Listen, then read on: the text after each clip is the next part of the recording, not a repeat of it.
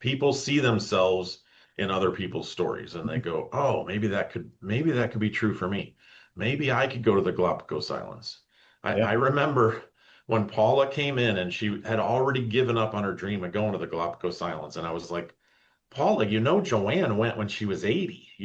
And I said to her, you're only 72, right? I mean, Yeah. I approached it from, you're Yeah. so young at 72. Of course, she's thinking, I'm so old at 72. It's over for me. I can't go to the Galapagos Islands. She's like, you think I can go? I'm like, I don't think you can go. I know you can go, right? So that sort of stuff is attractive for that new prospective client. They need to see what's possible, believe what's possible.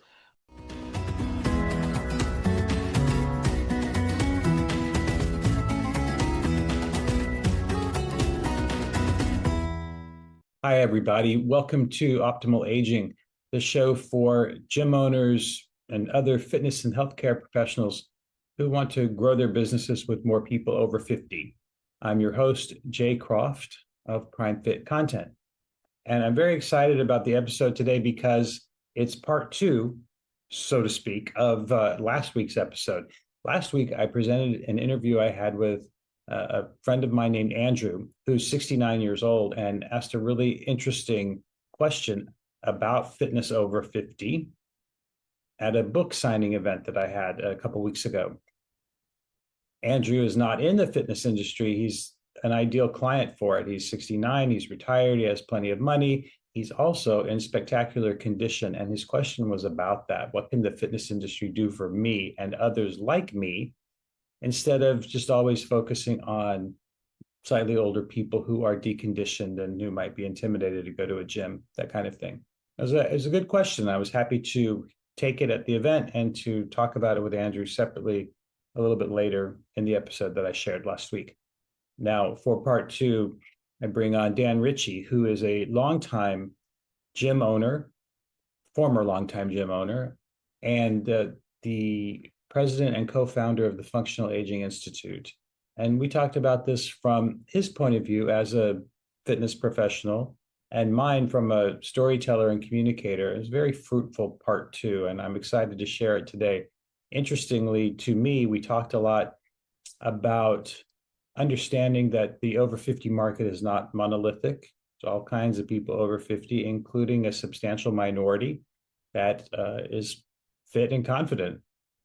And the other thing that pleased me was we kind of naturally ended up talking about how gym owners can and should present a diverse range of storytelling in their marketing content, which is, of course, near and dear to my heart. So I hope you enjoy this part two with Dan Ritchie.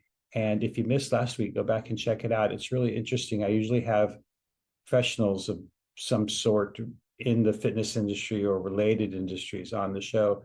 So it was illuminating to hear questions from a consumer. In any case, here's Dan, and enjoy. So let's just do it. What do you think about that? Well, I think, first of all, we have to honestly look at the statistics, and they're kind of daunting, right? Only about 15% of people over 65 are engaging in regular exercise. Now, part of that is we define exercise as certain things, right? So there might be more people that walk, right? Or they do certain activities, but they're not really hitting the exercise criteria. So when you're like, only 15% of people are exercising, that leaves a huge pool to market to, that 85% that a lot of them know they need to exercise, but they are intimidated or they're fearful or they've had an injury, right? So I think a lot of fitness studios and gyms are right to target a lot of their marketing to, hey, don't be intimidated. We got a place for you. We're safe. We'll be nice to you. Right. Just all of these things that gyms should be doing anyway. But at the same time, make sure you make it clear that you do have programs for intermediate and advanced exercisers too, right? So it's not a one size fits all, and it's not a, hey, we're just for beginners, because a guy like Jay Croft might say, well, yeah, but I've been working out for several years. I don't want to be treated like I'm old, right? I want to be Mm-hmm. treated like age appropriate, but that I'm Mm-hmm. fit. And so I think as long as you make it clear, hey, we have fitness trainers and professionals that can scale our programs 5, 6 levels, Hmm. right? Then you get a 70-year-old like I had one time. Lance came up to me and he's like, Dan, I think you got me on the wrong program, right? And I'm Yeah. like, what are you talking about, right? When he realized he was doing some of the same exercises NFL players do to prepare for the NFL combine, right? Because we had him at the highest functional level of challenge because he could do it. Now, Right. took him a couple years to get there. It's not where he started, right? But we were able to keep him as a client. I think he trained with us from about the age of 72 to the age of 80, 8 years, right? But we didn't keep him on the same beginner 72-year-old program when he came to us with an injury. We progressed him. Right. So, what kind of marketing messages do you think would be effective to someone like Andrew, who raised this question at my book event? Um, Understanding, and I explained this to him that, unfortunately, the vast majority of people in this demographic are not regular exercisers. And so the bigger economic opportunity is there. Yeah, But the point is really a good one, that it's not a monolithic right. group.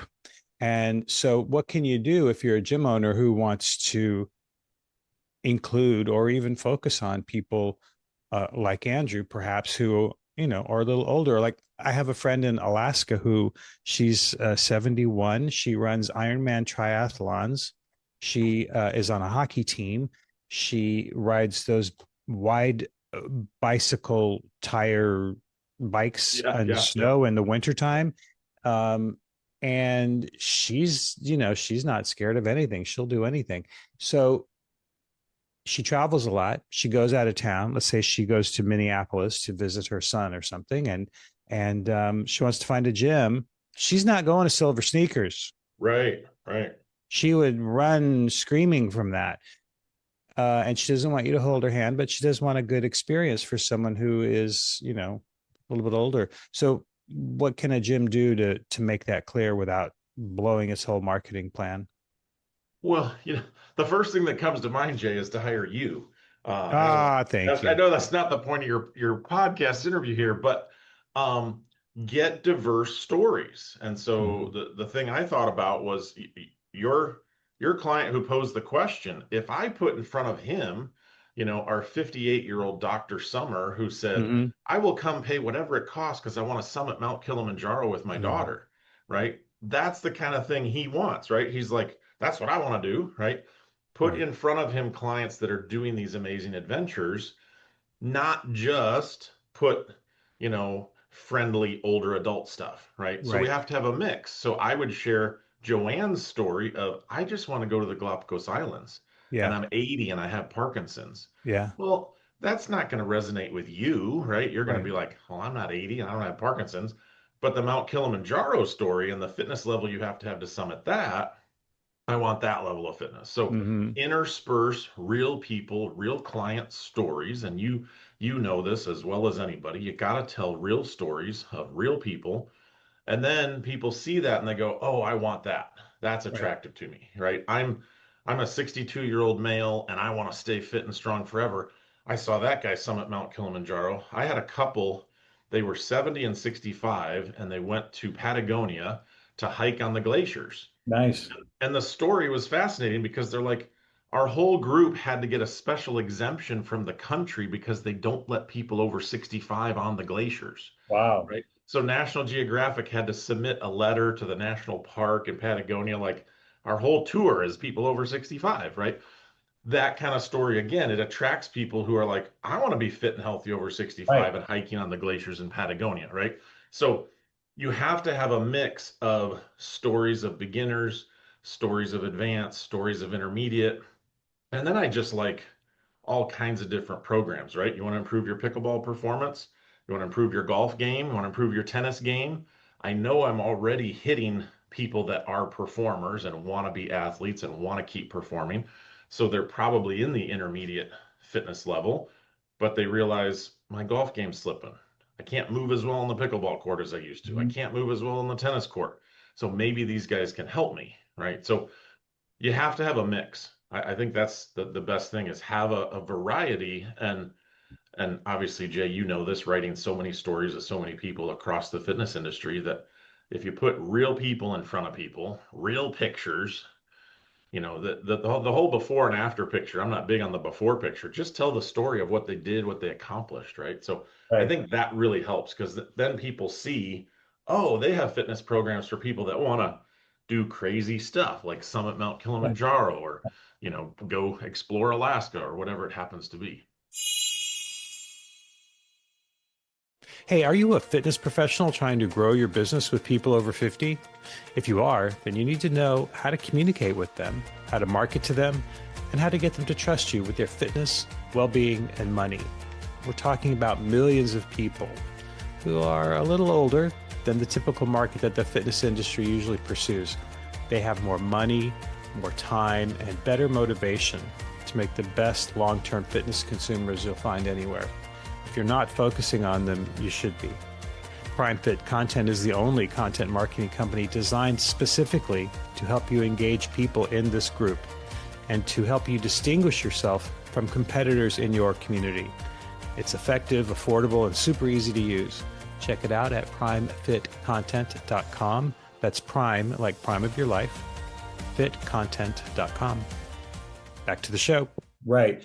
And I guess we should say that this is relevant only if you want to pursue the whole range of people. If however, your gym is devoted to deconditioned people who have never been in a gym in 40 years, then that's cool. That's a fine business model, but that's not what we're talking about, right? I don't want It's to. fine, but if you do a good job, right, then in a year they're not going to be deconditioned, That's right. right? And then they're going to be fit and they're going to be like, "Oh, I can go do stuff now. I can take, we had Barb came to us and she's like, "I just want to keep traveling to Europe every year for as long as I can." Mm-hmm. Right? She didn't really have a fitness goal. She just wanted to keep traveling. And so if we allowed her to do that, we wanted to share that story and, of course, encourage other people in their 70s like her. Like, hey, if you start training with us, keep training with us, you too can keep going to Europe in your 70s. I mean, why not? And we know if people have the aspiration to travel to Europe every year, they probably have some money to afford training to do it. Yes. And beyond the marketing, once you get them in, you got to provide the user experience that's appropriate for everyone. And some people need some welcoming overtures, perhaps, and some people don't.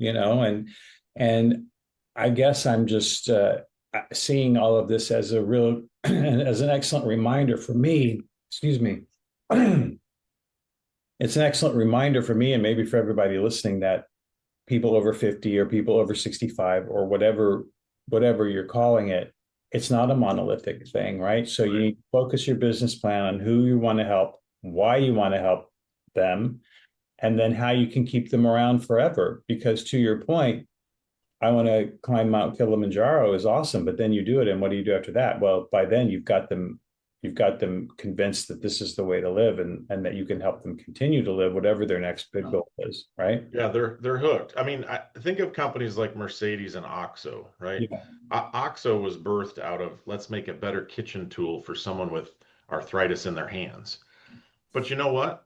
Everybody likes the OXO kitchen tools, whether you have arthritis in your hands or not, right? People in their 20s and 30s don't know why OXO was created, right? The same thing applies to gym service and personal training service. Just because some people need a kinder, gentler, approach and beginning, like non-intimidating, doesn't mean that won't work for someone who's already fit, right? Right. Somebody who's already fit will be like, okay, you don't need to hold my hand, but it is nice that you know my name and you call me by name and you confirm my appointments. And when I show up, you are kind to me, so like all of those things still work for the whole spectrum of like, I don't think super fit people are expecting, well, I'll show up and you're going to be mean to me. And it's like, no, we're going to train you appropriately, and it might be a lot harder, but we're still going to be kind and compassionate and generous and warm and welcoming. And, it's sort of that cheers mentality where everybody knows your name. Everybody wants a place to belong. Mhm. The reality is you want an appropriate place to belong. So I think the fit people are just saying, hey, wait a minute. I just want to make sure I'm going to be pushed hard enough. Right. And so I always say for the personal trainer, training a 60-year-old, you got to be prepared for joint replacements to super fit marathon, ultra endurance athletes and everything in between. Right. Um, But all of those people still want to be known and they want to be seen and they want to be understood. And so that personal service, treating people the way they want to be treated applies regardless of fitness level. Yeah. I met a man at the same gym just yesterday. It's the first time I'd seen him, and I overheard him talking to some other people. And then, of course, being a pushy reporter, I got myself in on the conversation because what I liked what I overheard. This guy had just become a grandfather for the first time, and so the friends were asking him, "What do you get? What is the child going to call you?" And he said, "I settled on Papillon." And then he pointed to a tattoo of a butterfly on his bicep. And this guy cut quite a figure. He was really tall and stacked, broad shoulders, major biceps, white hair that looked like a special effect in a movie, and just this huge smile and clearly very happy with life. So I said, "Pardon me, I couldn't help but overhear your conversation. Tell me more." And so I got his story out of it. I'm going to talk to him some more and write about him for Prime Fit content. This guy rides his bike everywhere. He goes to yoga every single day. I Wow. I met him at the gym while he was lifting weights. And, you know, what a perfect customer for a gym, and this guy's he's only 58 years old. Now he looks 58 as despite being in magnificent condition, he's got white hair and wrinkles and everything. You know that there are plenty of gyms that would blow him off if he walked in, wouldn't even look at Right. it. Yeah. Yeah. Especially if they weren't able to see his biceps, right? If he just Right, walked in and they're like, oh, why is this gray-haired older man in our place? right, So right. they would see right past him. That's the whole thing. If I think people want to be seen, they want to be known, they want to be understood. It's like just because he's 58 doesn't mean he doesn't have desires to be healthy and fit for the next, gosh, 30 years, Yeah, right? I right. mean, he just had a grandchild born. I always think, so was it a granddaughter or grandson? Do you remember? Son. Grand, Grandson. yeah, So I mean, I always think, how fit do I have to be to dance at my granddaughter's wedding, yeah, right? Like yeah, his grandson is probably not going to get married for 25, 30 years, right? What's he going to look like, at 83, 88 years old? Is he going to be, fit and striding down the aisle at his grandson's wedding, or is he going to be, feeble and frail? And I think if we talk to him, his dream would be to be fit and robust and, having a party at his grandson's wedding someday, So we got to see people where they're at and understand them and not put them in a box or a category or any of those sorts of things. So I think typically too often a lot of gyms and fitness centers, their outbound marketing is very much for the beginner, right? Which is the bulk of the market, right? Most people, I mean, our primary competitor is Netflix and TV and doing nothing, right? Um, but I do think if we share real people's stories, if we share our clients' success stories, if we share what our clients are doing, right? Like our clients are golfing 4 days a week, back pain free, hip pain free. That gets the 65-year-old who never thought about working out in the gym related to their golf game, gets their attention, right? I yeah, mean, it's like, whoa, I would love to golf 4 or 5 days a week without hip pain or back pain. That's something. So I'm big on, and this is why I think Jay, you serve such a great need. We gotta tell clients stories. People see themselves in other people's stories and they go, oh, maybe that could be true for me. Maybe I could go to the Galapagos Islands. I yeah. remember when Paula came in and she had already given up on her dream of going to the Galapagos Islands. And I was like, Paula, Joanne went when she was 80. And I said to her, you're only 72, right? I mean, I approached it from, you're Yeah, so young at 72. Of course, she's thinking, I'm so old at 72. It's over for me. I can't go to the Galapagos Islands. She's like, you think I can go? I'm like, I don't think you can go. I know you can go, right? So that sort of stuff is attractive for that new prospective client. They need to see what's possible, believe what's possible. And then I think we gotta do a better job of taking care of people, right? We got to do a better job of hearing, oh, this guy just became a grandfather. He's got a whole bunch of new reasons to be in the gym, right? And to be doing yoga 5 days a week. I love it when I hear, oh, I lift weights on the side because my regular routine is yoga 7 days a week, right? I mean, that's great. He obviously cares about his fitness and health. yeah. Well, and the interesting thing is, I I want to talk to him again and do a full article on him, because as striking as he is when you see him, he wasn't always that way. I believe until fairly recently, he was, a little deconditioned, maybe a little overweight. His hair hadn't turned white yet. And I'm really interested in how you go from being kind of an ordinary 45-year-old to this really striking, almost 60-year-old. Yeah, What yeah, role the daily yoga had and the gym visits and the biking everywhere. He talked a lot about rebirth and yeah. butterfly being his main motif. Yeah, totally. And those are great stories because I guarantee you there are 55, 56-year-old men thinking, oh man, I've peaked. This is it for me. I can't get my health back. And then to hear someone like him go, hey, I didn't get started till I was 55, or I don't know what age he started, but I don't I either yet. remember when Lance said at 75, he's like, I feel better than I did at 65 or 70. This is the reverse of the way I thought it would be. Well, of course. I mean, if at 65 you're just declining, you're not exercising, at 70 you're going to feel worse. You expect 75 is going to feel even worse. And we completely flipped that on its head for Lance in a couple of years. And again, those are stories that all aspects of people need to hear, right? Well, Dan, thank you so much for making the time to talk to me. This was a, Yeah. a quick request, and you came through for me spectacularly. And so I thank you. I appreciate it. And always good to talk to you. Yeah, you too. Thanks for having me.